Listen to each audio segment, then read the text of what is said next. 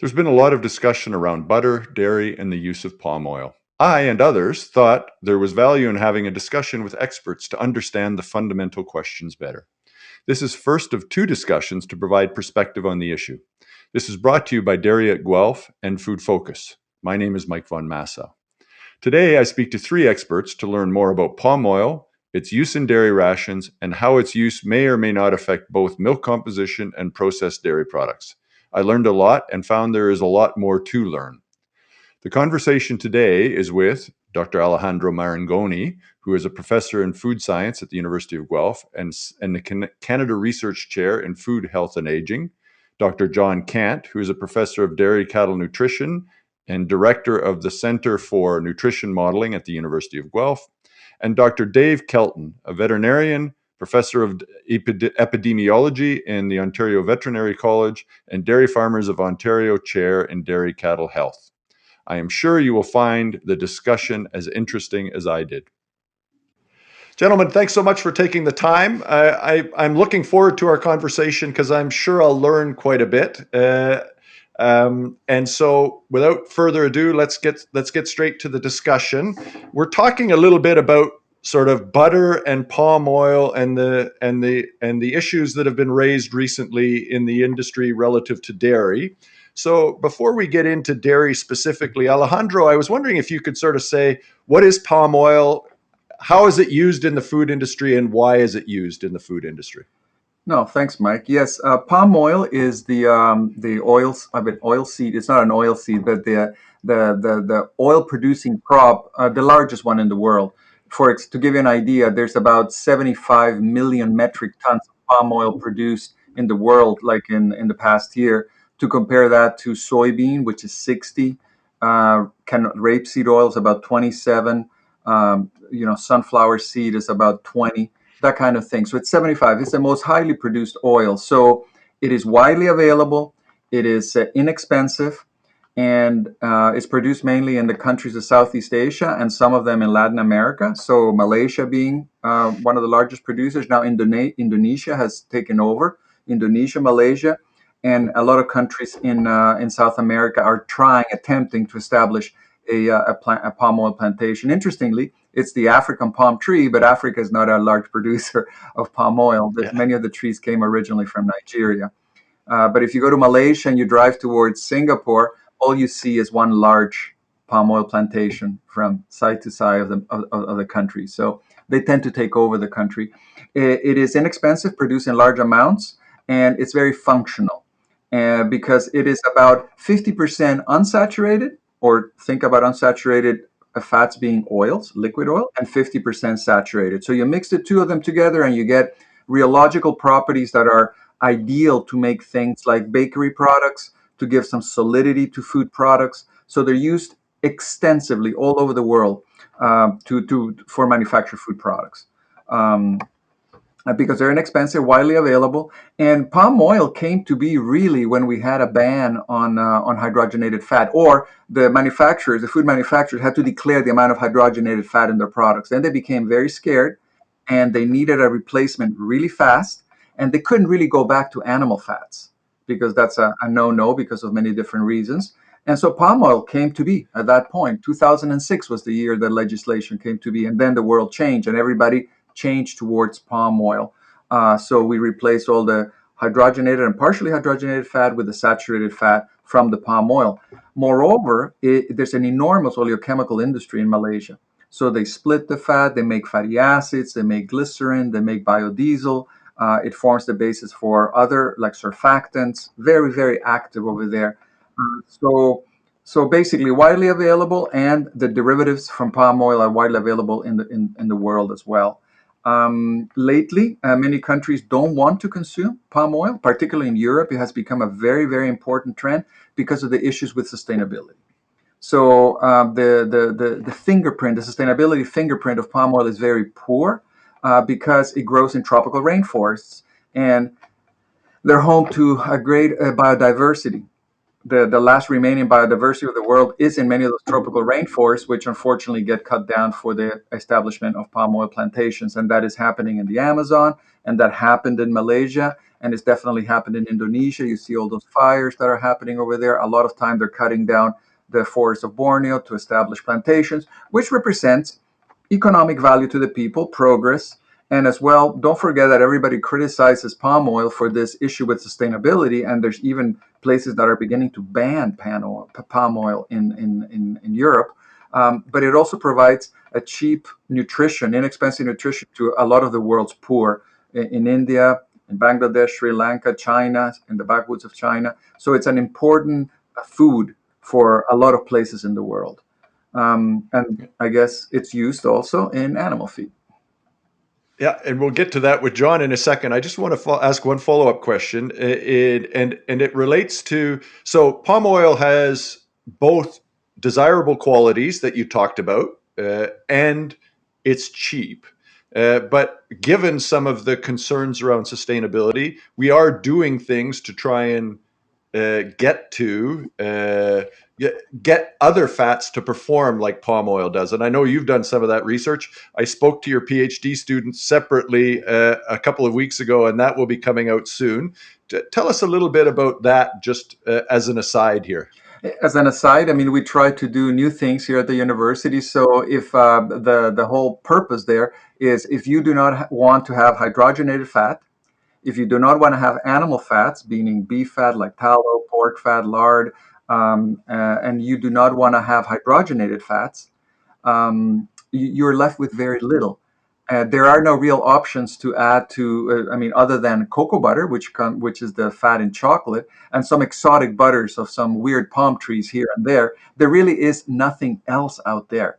So what we try to do is invent ways to gel oils. We actually started the whole area of oleogels, in which we take unconventional food molecules and make them self-assemble in the oil, and they make things like oil jello of different hardnesses, and that sort of mimics the functionality of like a hard fat, which is not a gel, but it's more of a crystalline material with oil mixed together. And lately, we were very lucky to be able to invent a process in which we take glycerol or glycerin, and we take certain oils like cottonseed, peanut, rice bran, certain specific oils, and we basically take some of the fatty acids that are in these oils and put them on the glycerol, and what we create is partial glycerides, or partially broken down, if you may, like acylglycerols. Like, they're not the full-on thing, they're partial glycerol, and those have higher melting points. So by just running a very simple enzymatic reaction and creating these partial glycerides, mono and diglycerides, the melting point goes up and the whole thing solidifies. So without adding any hydrogenated fat, without adding any saturated fat, you create a solid fat from things like cottonseed oil, rice bran oil, tiger nut oil. There's certain specific oils that do it better than others, and you can think now of locally grown oils being converted in small batches into hard fat. You could think about almost like an artisanal production of these things. Very simple, low temperature processes with enzymes.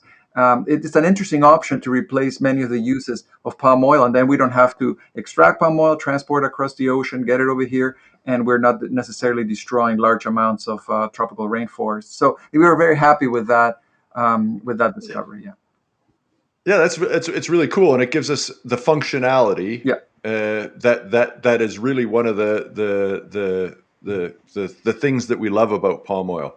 John, let's switch gears a little bit. Having started with that foundation, why do we feed palm oil to cattle, and what does it do for cattle?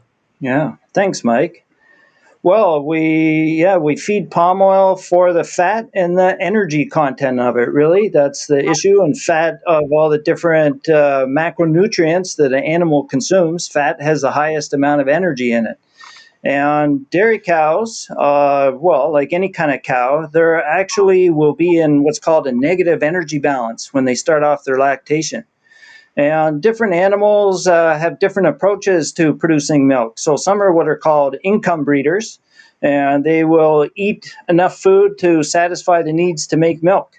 And some animals are called capital breeders. So they basically load up their body with fat and then mobilize that fat from their body to make milk in the mammary glands.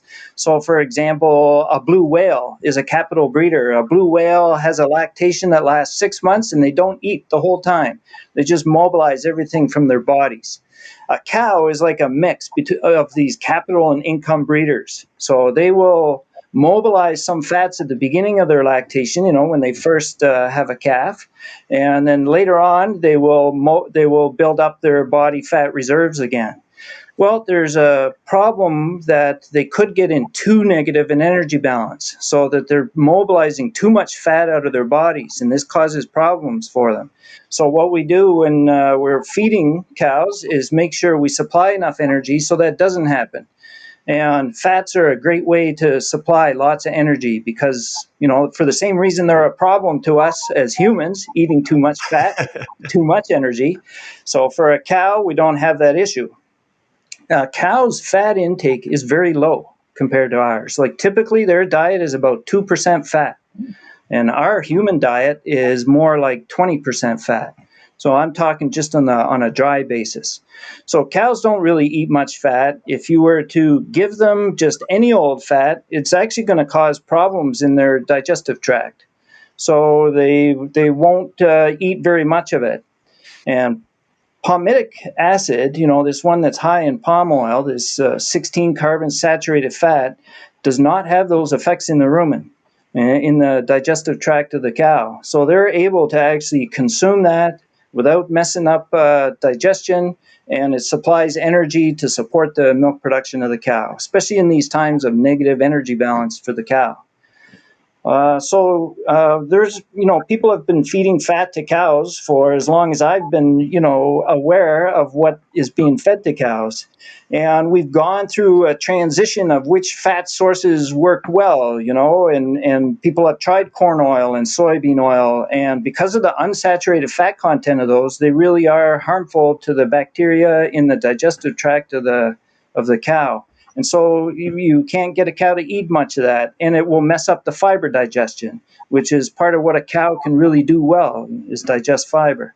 So over the years, people have sourced out different ingredients to use to supply fat and energy to cows, and today we are finding that palmitic acid is, as Alejandro said, is something that's got an economic price tag to it that makes it worthwhile. That's the fat to feed to cows. You don't mess up the rumen. You get the benefit that the cow won't have this extreme negative energy balance, and she'll be healthy. So that's really what we're after here, is a good energy source that doesn't mess with the cow. Okay, and are cows being fed then these fat supplements throughout their lactation, or when they're in negative energy, only when they're in negative energy balance, which is early in lactation? So this will depend on how the farm has decided to do their ration formulation. So that's also something that goes through sort of phases of popularity of what to do. So 20 years ago, it was very common to split up a herd of cows into multiple groups and have a different ration for each of those groups. And it was to try and make sure that they don't lose too much weight in early lactation or gain too much weight in late lactation.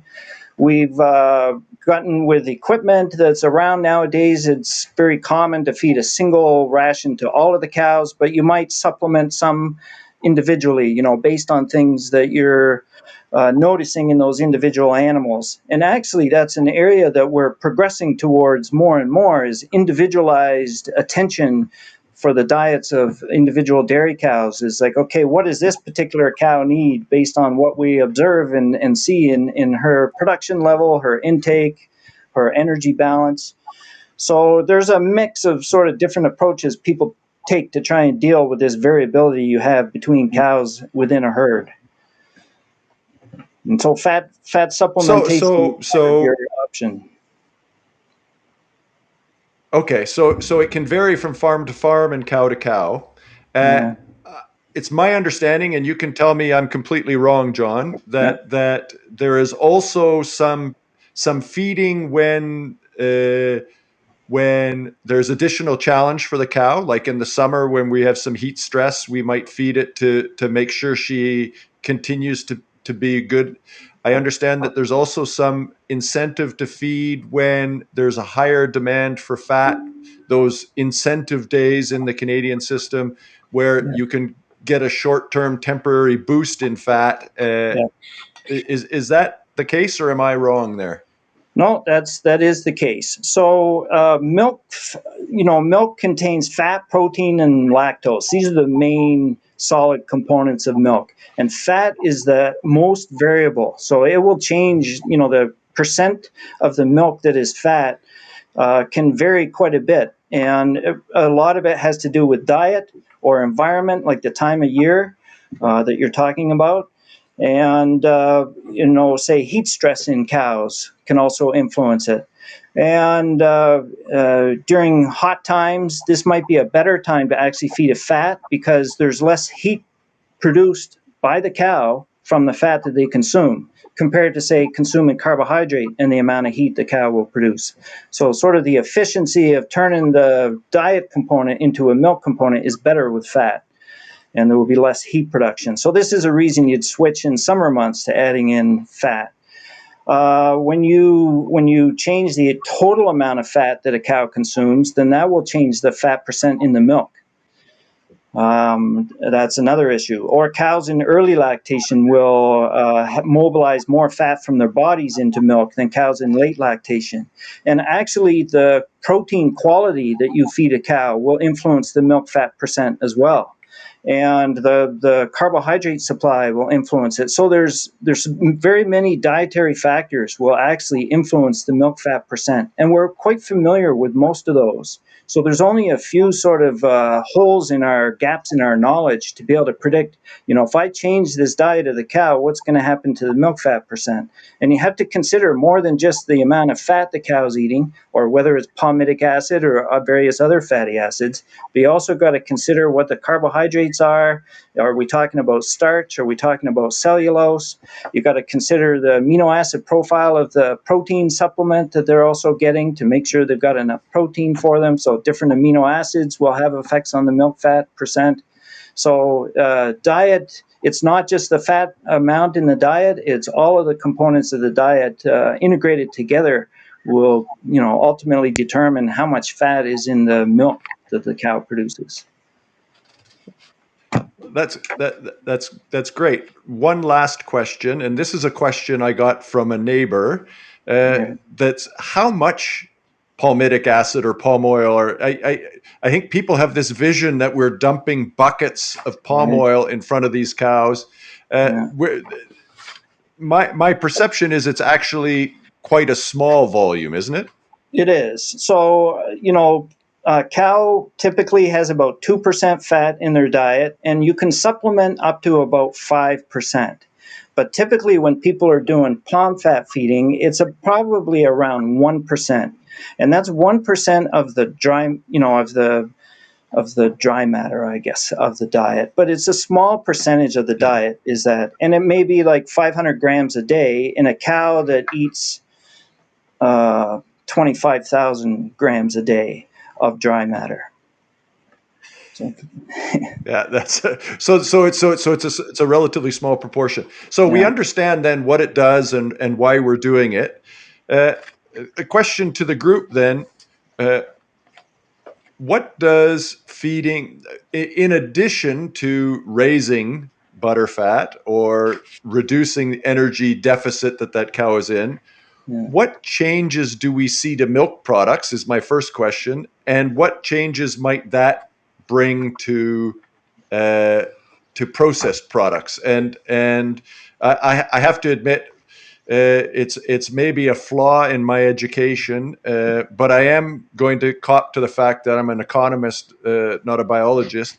But I actually, it had never occurred to me that palmitic acid is a naturally occurring fatty acid in many animal products. Meat, milk has a natural amount of palmitic acid in it. Breast milk has palmitic acid in it. So, and that's not from people eating palm oil. That is naturally synthesized in our digestive tract, right? Is it so? So, having said that, and admitted that I'm, I didn't know, or should have known, but I didn't know. How does this feeding affect the milk fatty acids and then therefore the processed products? Well, maybe since I've been quiet so far, Mike, maybe I'll jump in here Yeah, and just please. make a few comments to that, because it's a great question. And I mean, it's a long chain of events, right? I mean, John described the combination of feedstuffs that can be put together, put in front of a cow. The cow then does a phenomenal job of metabolizing that and processing that, and some of it passes into the milk. Some of it is synthesized and used to synthesize other fatty acids in the milk and other components. And then we have that milk coming out of a cow, and we've got multiple cows and multiple herds, all with some degree of normal biologic variation and even some seasonal variation. And then that moves on through our to our processors, who, again, process the milk depending on the product to be produced, and we end up with different processing plants across the province, across the country, around the world, that get milk from sort of farms in their region that might be a little bit different. The feed sources might be a little bit different. So the milk that's arriving there might be a little bit different in composition. And they use that to produce products that probably have a bit of, undoubtedly have some variability in those products that they produce. But that's all part of the biology there. I think one of the things that's really exciting is that. Well, Dave, I'll jump in and say, we see variability all over the place. I mean, I can buy two steaks on the exact same day and have them taste and texture be completely different. So some of that is just natural biological variability. Right. You're absolutely right, Mike. But one of the fun things, the exciting things, is that we're able to dig down a little bit deeper along this whole process as we learn more and more in terms of the diet, in terms of the product, and even in between in terms of the milk. Right. I've been around the dairy industry for close to 30 years. And when I started, we were lucky that we were able to sort of measure the amount of total fat and total protein in milk that was being produced. Now we've got infrared equipment that allows us to, for every batch of milk, every pickup of milk on a dairy farm, we can actually use that equipment to dissect and look at, what is the fatty acid profile of the milk coming from that farm. It's pretty exciting stuff, which allows us then, or will allow us, to sort of understand that flow through to the end product, which I'm not sure we do. I'm not sure we're there yet, but we've certainly got the technology where we're moving in that direction. Yeah, I would like to make a comment though, but I mean, yes, the natural variability, it's an issue, that things don't come from a single source, a single cow. There's always a mixture of things. But I mean, I found, I do not know whether it's a good journal, the Journal of Applied Animal Research, and it's Chamberlain and the Peters paper from 2017. It seems that they only had 4 fistulated cows, which is not a very big thing, but it seemed to be fairly well controlled, and they added different amounts of palmitic and stearic, right? And the highest level was 2% of palmitic acid, Yeah. right? And then on the other side, they have 2% of stearic acid. And under those control conditions, with these cows, which I'm assuming are fairly homogeneous and controlled, and I mean, it's as close to like doing an in vitro experiment as you can do with live animals. They did get some very large changes in the palmitic acid content. So what I'm saying is that it is possible to increase the palmitic acid content quite a bit. They listed here a very thorough analysis on fatty acid composition, and there's also papers from 2014, I think, that show that the physical properties change. So under extremely controlled conditions, 2 grams of pure palmitic acid, not palm oil, and you can actually go up to almost 40% palmitic acid. Now, if you go back to the Handbook of Lipid Composition, Jensen's one, so there's some data from a good Canadian researcher, Bob Ackman, out of Nova Scotia, and some data on Maryland butter of 1993. So it's a way back, and they come with an average, right? Because of this variability, to give a number is almost ridiculous, right? Remember when we used to have summer butter and winter butter, and butter from this cow and that cow? High variability. So I was trying to look for a data set with a bit of an average, and they report something like a 28% content of palmitic acid. So it is possible to go from 28% to 40%, depending on how controlled your experiment is, right? And how controlled your animals are. Now, from a technological point of view, if you have a fat with 28% saturated fat or 40% saturated fat, you'll have a very different fat. Like the fat will definitely have a higher melting point. The fats rely on their hardness because they're like polycrystalline material. So the fat crystallizes, form all these little fat crystals, and they trap oil within. And of course, it's highly dependent on temperature, right? Take a piece of butter out of the fridge, you can throw it through a window, right? Or if it's a hot day, it's super soft, right? So you got to consider that as well. It's highly temperature dependent, but you can change the content of saturated fatty acids quite remarkably in the same way as you can go the other way, right? If the cow for some reason ends up eating a lot of unsaturated fatty acids, which may not be the best for it, but let's in the balance there, it will have a lot more oleic and linoleic acid. It will go the other way, and the butter will be runny. And I think that's the basis of what used to be the summer and winter butters. Exactly. So what I'm saying, that it is possible to increase the palmitic acid content of the butter, and if you do that in a controlled fashion, I'm not saying that people do this, you can end up with quite a bit of a harder product. But other things that we're changing are things like the globule size. The fat is not just dispersed, they exist in these globules. So that changes too. They seem to be getting bigger. So now there's other factors that play into it. Is the combination of a little more saturated, or is it really because now these globules are bigger that gives you a hardness? So it may be an indirect effect of palmitic acid that has nothing to do with the palmitic acid content. So it can get complicated pretty fast, but just in this theoretical way, saying if that's the only thing that changed, you can get a harder butter. So there is the possibility that butter is getting harder because it has more saturated fatty acids. Unless I'm reading Okay, things wrong. and yeah, and I think that's valid. I read some studies too, Alejandro. I didn't see that one. I'll ask you to send it to me. Most of the studies I saw in unfistulated cows showed it went from, like you said, 28% to 30% or 31%. So again, that might be enough to make a difference, but uh, in order for that to happen, and maybe this will be the last question, although I will give everyone an opportunity to say anything that they didn't get an opportunity to say.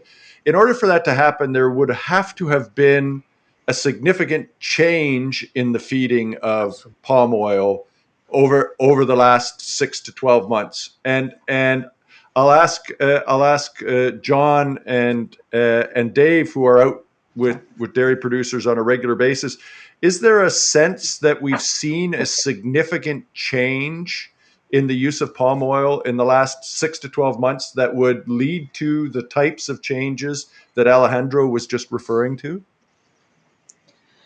I would speak to say no, not that I'm aware of. So it has gradually become more and more popular over the past 5 years, and I think it's just because of the availability of it and the success that maybe your neighbor down the road is having with feeding this fat supplement, and so then other people have taken it up.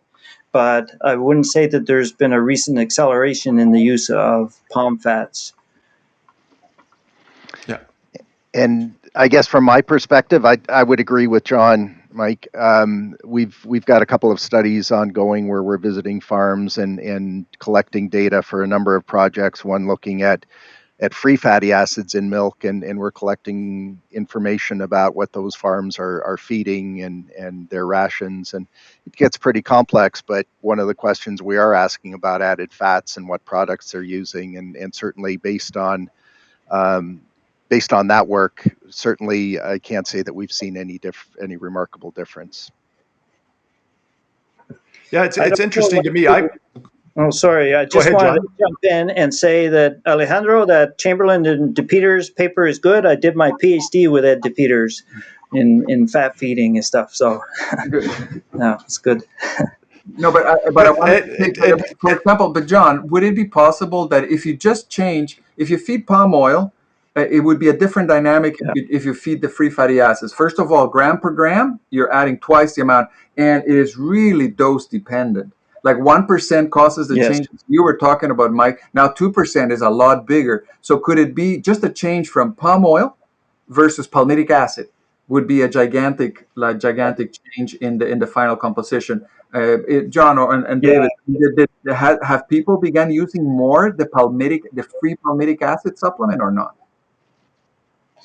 That is what people are aiming for. And so the supplements that are being used now are something like 85% palmitic acid. Yeah, So it's not straight up palm oil, but it's palmitic that has been extracted or isolated from palm oil or from wherever. But that's the preferred supplement now is actually not the straight up palm oil, but it's just a palmitic enriched fat supplement. that's right.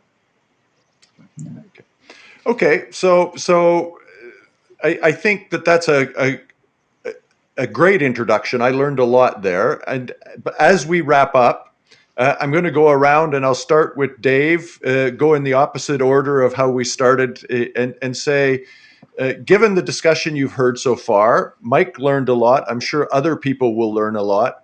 Is there any last point you'd like to make relative to this discussion that will help people understand it better? Dave, you're first.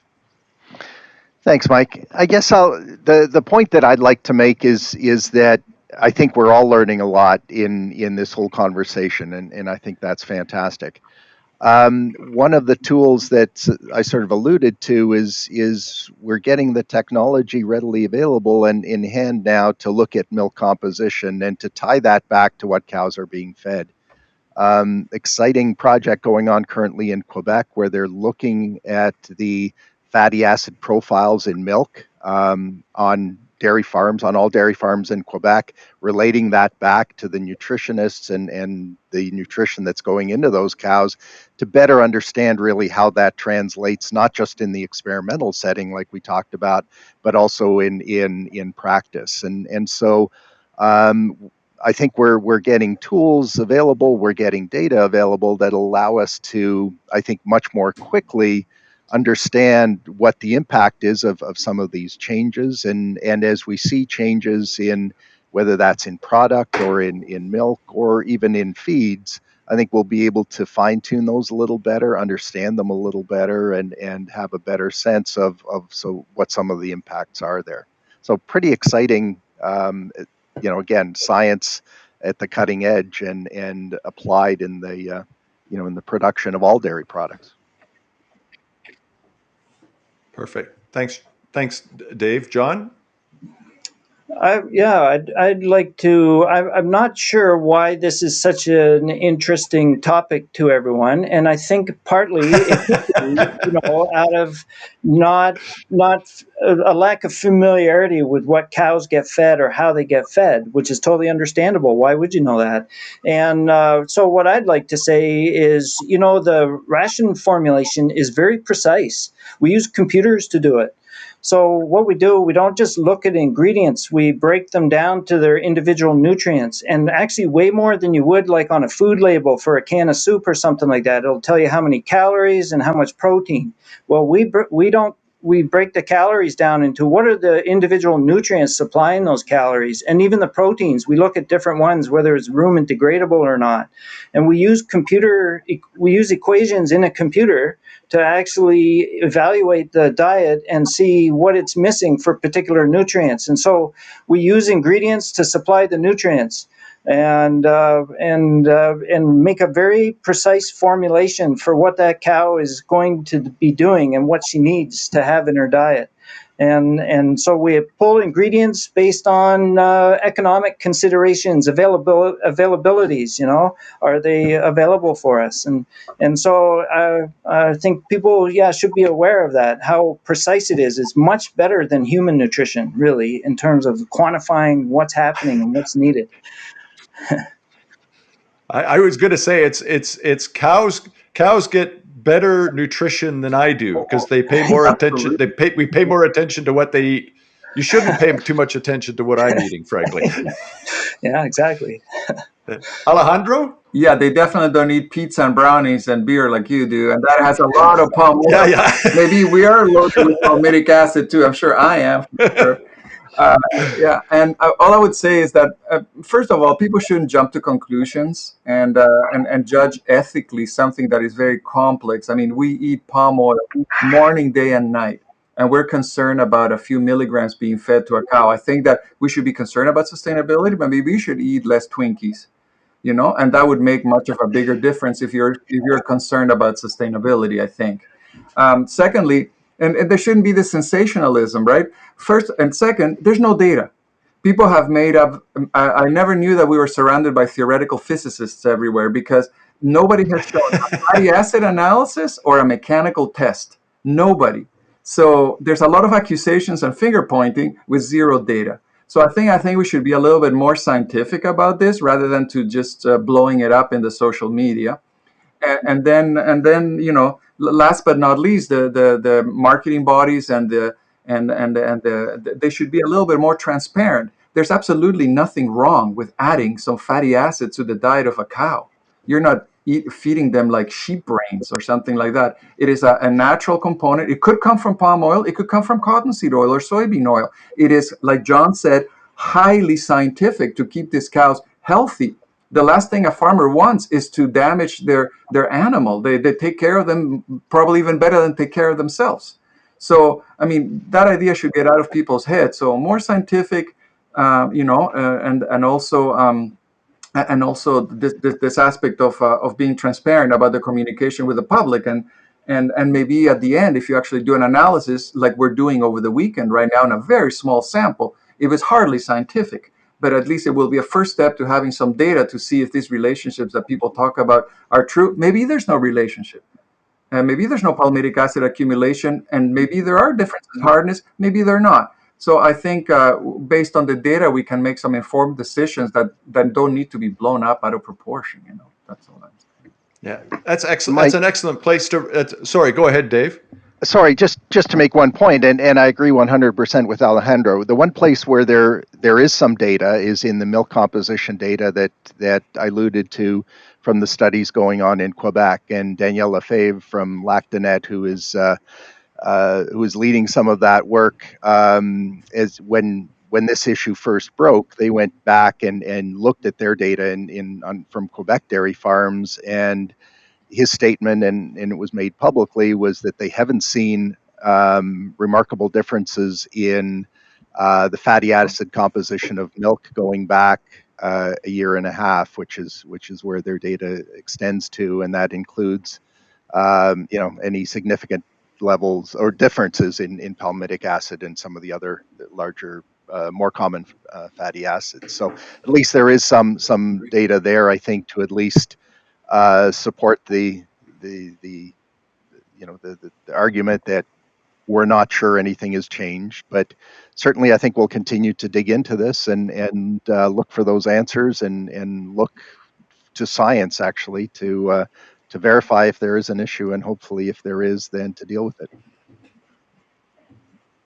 Gentlemen, thank you so much for your time. I'm going to wrap up with 3 points, maybe echoing a little bit what Alejandro said, is people do not, and this is my research, people do not have a good understanding of how we produce food. They don't understand how we feed cattle. In fact, if we ask Canadians, does a cow have to have a calf before she gives milk, basic mammalian biology, many people can't answer that question. So I think discussions like this are important to helping people understand and not jump to conclusions.